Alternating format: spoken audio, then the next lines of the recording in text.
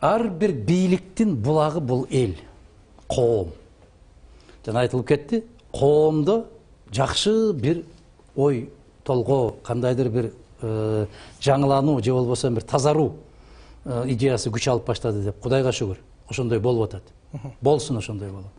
Коом өзү, кыргыз журтчулугу бир силкинип, жогору жактагы тургандардан бир каттуу талапты коюп, оң жолго салбаса, бүгүнкү бийлик төбөлдөрүн эч качан оңдой албайт. Жаштардын же болбосо айрыкча сырттагы жүргөн, Кыргызстандагы жүргөн жаштар бир аз дагы эле уйкудан ойгон элек. Сыртта жүргөн. Мына биз 9 саясий партия биригип, укугум бар деп, мына ушул укугум бардын уюткусун бүтүндөй 100 миңдеп миллиондогон сыртта жүргөн жаштарыбыздын демилгеси ушул. 2017-жылы түзүлгөн уюм. Мындайча айтканда, бүгүнкү күндө саясатчылар локомотив болуп сүйрөп кетпей, саясатчыларды жарандар сүйрөп баштаган мындай бир жаңы курулуш, жаңы бир бурулуш кетип баратат. Эгерде ушул бурулушту ак үйүң менен көк үйүң байкабаса, сезбесе, анда ушул бурулуп аткан мезгилде куйрук менен бир чаап өтүп кетиши мүмкүн.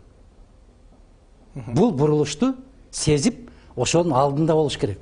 Но тилекке каршы мен бүгүн эле айтып коем, аны түшүнгөнгө алардын саясий дагы, маданий дагы, сабаттык дагы эч кандай тажрыйбасы жетишпейт.